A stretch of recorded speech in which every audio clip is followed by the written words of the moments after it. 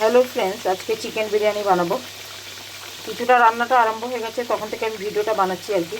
তেলের মধ্যে আলুটা দিয়েছি, আলুর মধ্যে রং আর মানে ফুড কালার আর নুন মাখিয়ে আলুটাকে তেলের মধ্যে ভাজতে হবে। এমনভাবে ভাজতে হবে যে আলুটা তেলের মধ্যেই সেদ্ধ হয়ে যাবে আর লাল হয়ে যাবে। যেরকম এই যে এটা আমি ছুরি দিয়ে বার করছি, এরকমভাবে আমি এখানে অনেকগুলো বার করে রেখেছি। তো যেগুলো যেগুলো হয়নি সেটা আরেকটু হচ্ছে, এরকমভাবে পুরো আলুগুলোকে এরকমভাবেই ভাজবো। সব আলুগুলোকে বের করে নিয়েছি, আর ওই তেলের মধ্যে এর মধ্যে আলুর সব বেরিয়েছে আর কি। আর চিকেনটাকে নিয়েছি, যে যতটা চিকেন দিয়ে বানাবে সেই চিকেনের মধ্যে আদা রসুন আর শুকনো লঙ্কা বেটে এর সাথে নুন মিক্স করে ভালো করে মাখিয়ে এবারে এটাকে মাছ যেরকমভাবে আমরা ভাজি সেরকমভাবে ভাজবো। মানে কিছুটা যাতে মশলাগুলো এর সাথে লেগে যায়, আর মাংসের মধ্যে মশলাটা নুনটা থাকলে মাংসটা টেস্ট হবে। মানে দুটো চারটে করে এটা ভাজা হোক, তারপর বাকিটা করছি। মাংসটাকে উল্টে দিয়েছি, আর একটু হয়ে গেলে এটা বের করবো। এইভাবে পুরো চিকেনগুলোকে ভাজবো। এটা ভাজলে কি হয়, মাংসগুলো ভাঙে না, রান্নার পরে বিরিয়ানিটাও গোটাই থাকে আর একটা টেস্ট ভালো হয়, কেন মাংসের মধ্যে মশলা আর নুনটা লেগে থাকে। এইভাবে পুরোটা করে নিই, তারপর বাকিটা দেখাচ্ছি। এখানে অনেকটা আদা রসুন আর শুকনো লঙ্কা আছে, এটাকে বাটবো। বেটে এটাকে জলে সেদ্ধ করে সেই জলটা বিরিয়ানিতে দেবো। কীভাবে দেবো সেগুলো পরে দেখাচ্ছি, এখন মশলাটা দেখালাম, এটা বাটবো। একটা বিরিয়ানি মশলা বানাচ্ছি। বিরিয়ানি মশলা আলাদা কিনতেও পাওয়া যায়। একটু এটা শুকনো খোলায় ভেজে এবার এটাকে পাউডার করবো, মানে মিক্সিতে বাটবো। এর মধ্যে গরম মশলা আছে, জায়ফল জয়ত্রী, এখানে জায়ফল আছে এটা, আর কিছুটা গোলমরিচ আছে, চামরিচ আছে, লবঙ্গ এলাচ সব কিছু। এটা হয়ে গেছে, আরেকটু ভেজে এবার এটাকে গুঁড়ো করবো। এটা বিরিয়ানি মশলা। কিছুটা মাংস ভাজা হয়ে গেছে আর কিছুটা বাকি আছে এখনও। এটাকে উল্টে দিচ্ছি। কড়াইটার মধ্যে লেগে যাচ্ছে, কড়াইটার দিকে দেখো না সবাই, খেয়ে সবাই রান্নাটা দেখো, তারপরে এটা ঠিক হয়ে যাবে কীভাবে। এটাকে ভাজবো এখন। আর এখানে মিক্সির মধ্যে গরম মশলা, যেটা আমি বিরিয়ানি মশলা বানাবো সেটাকে ভেজেছি, আর এর মধ্যে 2-4 দানা চিনি দেবো। এটা দিলে মানে মশলাটা পুরো পাউডারটা ভালো হয়, অনেকটা মিহি করে পাউডার হবে, যাতে গোটা না থাকে। চিনিটা দিলে সেটা সুবিধা হয়। মশলাটা দেখো একদম মিহি হয়ে গেছে, চিনিটা দিলে এটাই হয়। এটা যখন সবগুলো সেটিং করব, রান্নাটা মিক্স করব, তখন এটা আরেকবার দেখাবো ঠিক মতো। ওই তেলটার মধ্যেই এবার পেঁয়াজটা দিয়ে দেবো, 4-5খানা হচ্ছে পেঁয়াজ। এটা এবার পেঁয়াজটাকে ভালো করে লাল করব।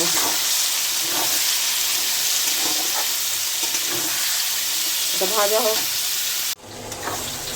এখানে পেঁয়াজটা ভাজছি, আর এই গামলার মধ্যে চিকেনের মশলাটা মাখিয়েছিলাম, এর মধ্যে মশলাটা আছে, আর যেই মশলাটা আমি এখন বাটলাম সেটা এর মধ্যে দেবো। এতে জল দেবো, এটাকে ফোটাবো। এখন ফুটিয়ে এটা এর রসটা বার করবো মশলা। এটা ফুটবে, তারপর এটাকে ছাঁকবো। পেঁয়াজটা এখনও লাল হচ্ছে, আর একটু হবে। কড়াইটা আমি পেঁয়াজটা ঢেলে কড়াইটাকে পরিষ্কার করে নিয়েছিলাম, নাহলে দেখতেও বাজে লাগছিল, আর তারপর ওই কালো কালো জিনিসটা ঠিক পছন্দ না আমার, তো সেই জন্য ওটাকে বের করে পরিষ্কার করলাম। তো এখন ঠিক আছে, আর কোনো পোড়া টোড়া কিছু নেই। পেঁয়াজটা হয়ে এসছে, আর একটু বাকি। আর এদিকে মশলাটা ফুটছে, এটাকে আমি ছেঁকে আবার এই মশলাটার মধ্যেই আবার আমি জল দিয়ে আবার ফোটাবো। এটা এই থালাটার মধ্যে তেলটা লেগে আছে, তো সেই জন্য আমি এর মধ্যেই ছাঁকছি কিছুটা দেখাবার জন্য। বাকিটা আমি কড়াইতেই ছাঁকবো। এরকমভাবে ছেঁকে এটাকে মানে মশলার জুসটাকে নেব, তলায় যেটা আছে জলটা, আর ওপরেরটা ফেলে দেবো। এটা 2-3 বার এটাকে সেদ্ধ করে করে জলটা সাদা হয়ে যাবে, তখন মশলার ওপরেরটা ফেলে দেবো। এর মধ্যে আমি ঢালছি তখন ওটা দেখাবার জন্য। এইভাবে এটাকে চামচ দিয়ে দিই, তলায় জলটা পড়বে, আর ওপরেরটাকে এই মশলাটাকে আরেকবার করবো, জল দিয়ে ফোটাবো। চা ছাঁকনির মধ্যে যে মশলাটা ছিল সেটার মধ্যে আরেকটু জল দেবো এবার, দিয়ে এটা আরেকবার ফুটবে। এরকমভাবে 3 বার করবো, তাহলে মশলাটা পুরোটাই বেরিয়ে যাবে। শুধু জলটা সাদা হয়ে গেলে মানে মশলাটা নেই, পুরো মশলার রসটা আমি নিয়ে নেব। এটা ফুটুক, আবার ছাঁকবো। এটা মশলার জলটা এতে দিয়েছি, এটা ফুটছে, এবার এতে আন্দাজ মতো নুন দেবো। শুধু এটার জন্যই নুনটা দেবো, ভাত বানাবো যখন ভাতের মধ্যে আবার আলাদা করে নুন দেবো, তাহলে নুনটা ঠিক হবে। নুন দিয়ে দিলাম, এবার একটু ফুটবে। এবার এর মধ্যে চিকেন ভাজাগুলো দিয়ে দেবো। চিকেনগুলো এর মধ্যে দিয়ে দিয়েছি, ফুটছে এটা, আর একটু ফুটবে। ভাজার টাইমে চিকেনটা অনেকটা সেদ্ধ হয়ে গেছিলো, তো এর মধ্যে আরও কিছুটা হয়ে যাবে। এটাকে ঢেকে একটু রেখে দেবো 5 মিনিট, যাতে চিকেনটা ভালো করে সেদ্ধ হয়ে যায় আর মশলাটাও যাতে মানে পেকে যায় আর কি, কাঁচা মশলা যাতে গন্ধ না থাকে। এটা সেদ্ধ করেই হবে, এটা কোনো কষানোর কোনো নেই। তো এইভাবে 5 মিনিট বাদে নামাবো। এটা মাংসটা হয়ে গেছে, এটা খালি করে নিচে এটা ঢাকা দিয়ে রেখে দেবো। এবার ভাতটা বানাবো। ভাতটা হয়ে গেলে তারপরে সবগুলো সেটিং করব। এখানে হাঁড়িতে জল বসিয়েছি, ভাতটা বানাবো, বিরিয়ানির চাল আর কি। তো যতটা চাল হবে সেই হিসাবে নুন দিয়ে দিলাম। এবার জলটা ফুটলে আমি চালটা দেবো। আর এখানে চালটাকে ধুয়ে আমি জলে ভিজিয়ে রেখেছি। এই জলটা ফুটলে এর মধ্যে চালটা দেবো। চালটা দিয়ে দিয়েছি, জলটা ফুটছিল। এবারে ভাতটা হবে, নামাবো, তারপরে সেটিং করবো বিরিয়ানিটাকে। বাটিতে কিছুটা দুধ নিয়েছি, এর মধ্যে মিঠা একটা দিয়ে দিলাম, আর গোলাপ জলটা এতে দিয়ে দিলাম, আর কিছুটা ফুড কালার, বিরিয়ানিতে যে কালার দেয় সেটা দিয়ে দিলাম। এবারটা মিক্স করে এই মিশ্রণটাও দিতে হবে, সেটা আমি দেখাচ্ছি। এখানে মাংসটা আছে, এটা আলু আছে, আর এই হাঁড়িটার মধ্যে সেটিং করব। এখানে দুধের মধ্যে যেটা মিশিয়েছি, মিঠা আতর, গোলাপ জল আর কালার, আর এখানে বিরিয়ানি মশলা। এই হাঁড়িটার মধ্যে আগে একটু ঘি দেবো, ঘি দিয়ে ভাতটা কিছুটা দিয়ে দেবো। ঘিটা দিয়ে চালটা দিয়েছি, মানে ভাত দিয়েছি, কিছুটা মশলা দেবো। আমার জায়গাটা বড় বলে আমি একবারই দিয়ে দিচ্ছি, যাদের জায়গা ছোট হবে তারা 2বার 3বার, 2-3টে লেয়ার আর কি করবে, যেরকমভাবে আমি দেখাচ্ছি। এবার আলুগুলো দিয়ে দিলাম, যটা যেরকম আলু দেব। 1.5 কেজি মতো চাল আছে এখানে, 1.5 কেজি মতো মাংস আছে। সমান সমান দিলে ভালো, এবার অনেকে কম বেশি দেয়, যার যেরকম ইচ্ছে। এটা দিয়ে দিলাম। এবার এর মধ্যে মাংসটা দেব। কিছুটা দুধটা যেটা বানিয়েছিলাম সেটা দিচ্ছি, আবার কিছুটা ওপরে দিয়ে দেবো লাস্টে।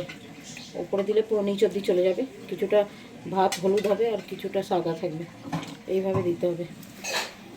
এবার মাংসটা দেব।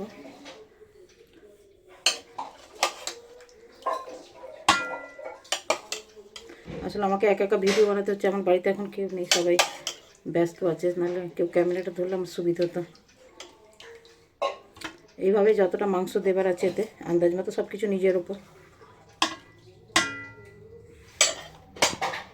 সব কিছু দিয়েছি, এবার লাস্টে ভাতটা দিয়ে দেবো।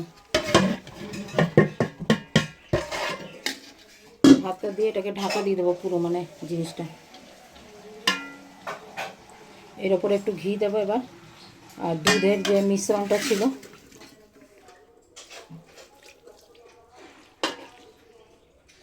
এটা দিয়ে এবার একটু গুঁড়ো মশলাটা হচ্ছে বিরিয়ানি মশলা দিয়ে একটু ঘি দেবো। কিছুটা ঘি দিয়ে দিলাম, সব কিছু দেওয়া হয়ে গেছে। ঘিটা উপর দিচ্ছি যাতে পুরো নিচ অবধি চলে যাবে ঘিটা গলে গেলে। এবার এটাকে ঢাকা দিয়ে দমে দিতে হবে 10 থেকে 15 মিনিট, একদম হালকা আছে। সব থেকে মানে গ্যাসের আঁচটা একদম কম করে। অনেকে হাঁড়িটার মধ্যে আটা আটকে যাতে বাষ্পটা নিচে ভেতরের থেকে বাইরে না বেরোয়, তো আমি এরমভাবেই দিয়ে এর ওপর একটা ভারী কিছু চাপা দিয়ে দেবো। বিরিয়ানিটা হয়ে গেছে, দেখো। এবার বের করে আমি দেখাবো।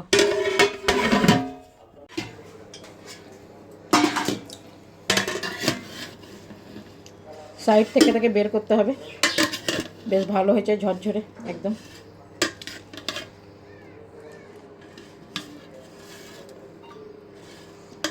কার কার বিরিয়ানি পছন্দ সবাই কমেন্ট করে জানাবে। আমার তো ছেলেরা খেতে খুব ভালোবাসে, তো মাঝে মাঝে বানাই। দেখো